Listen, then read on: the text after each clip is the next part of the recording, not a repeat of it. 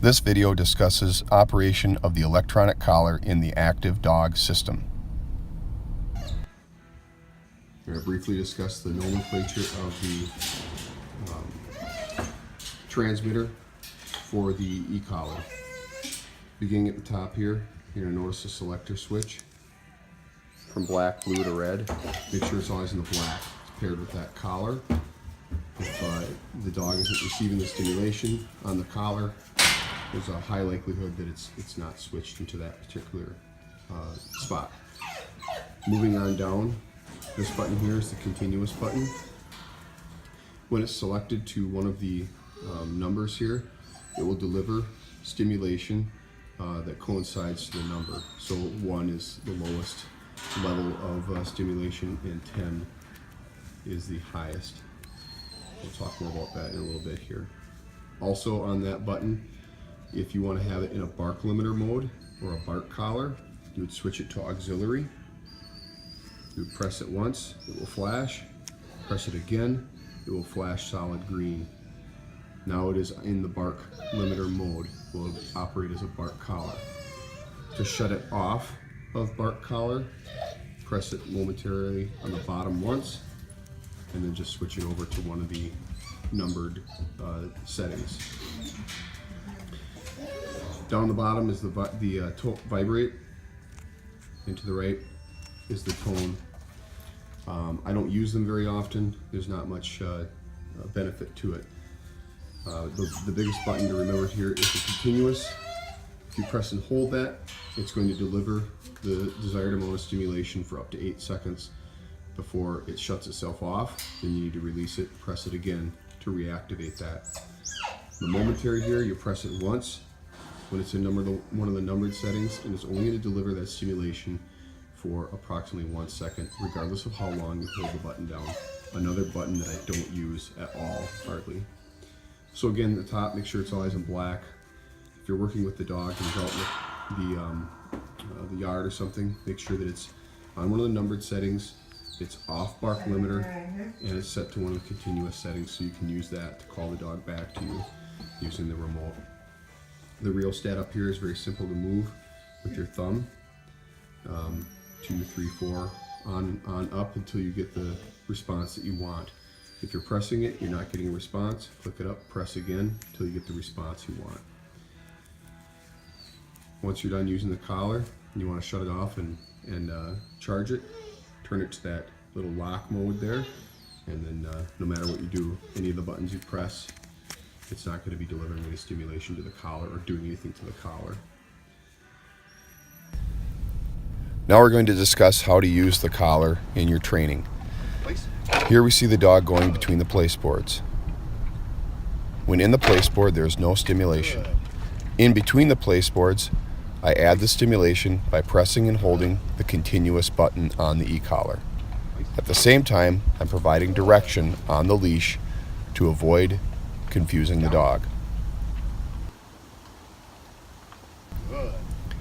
If you give the dog a command, such as down or sit, it is important to remember that if the dog completes the command, there is no stimulation or reinforcement using the leash. However, if the dog fails the command, you must immediately follow up by using leash pressure and the e-collar stimulation. Here we see the dog failed the down command, so I immediately follow up by activating the electronics. Again, the dog breaks from the down position without being released, and I follow up by giving some direction on the leash while also activating the electronic stimulation on the e-collar. I then walk into the dog and release the dog by saying yes.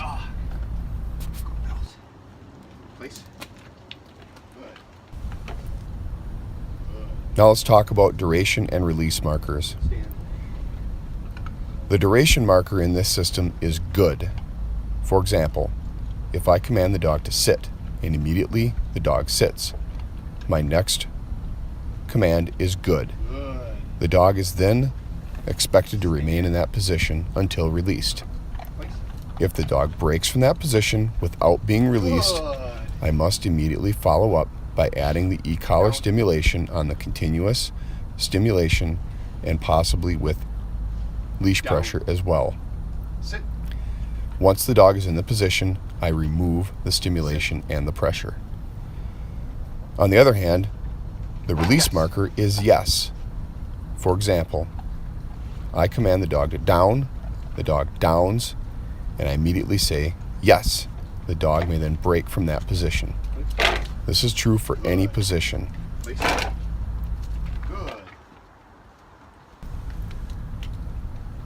If you're working in the place boards and you want to build some stability, as I am here with this dog, Sit.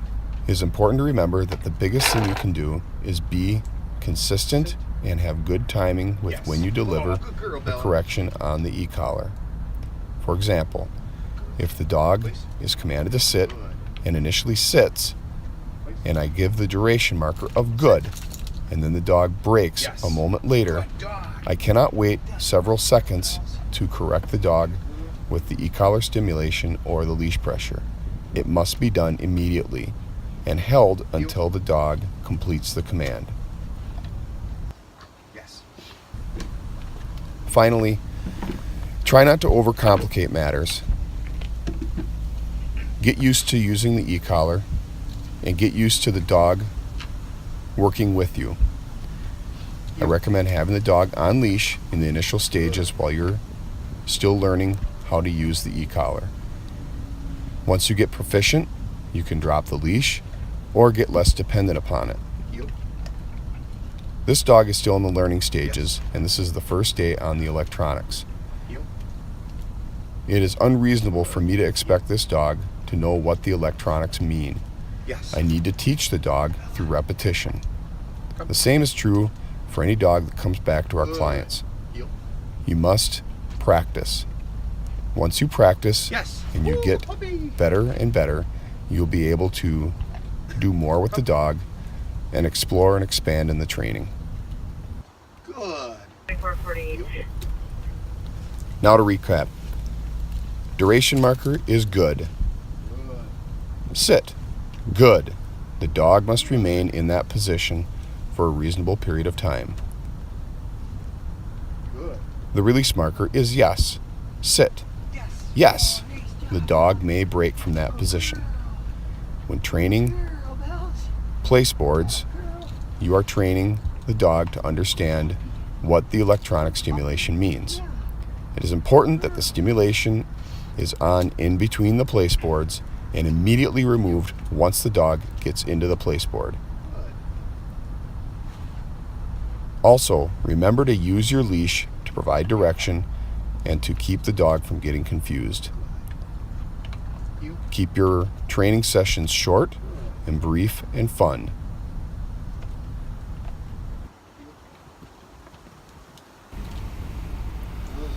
Finally, have fun with the dog. Get good quality reps in, keep it short, and avoid getting the dog confused or bored or frustrated. If you have questions, please contact us. Thank you for watching, and thank you for your business.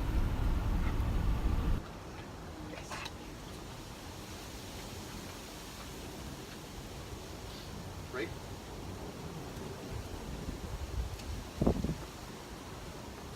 Yes.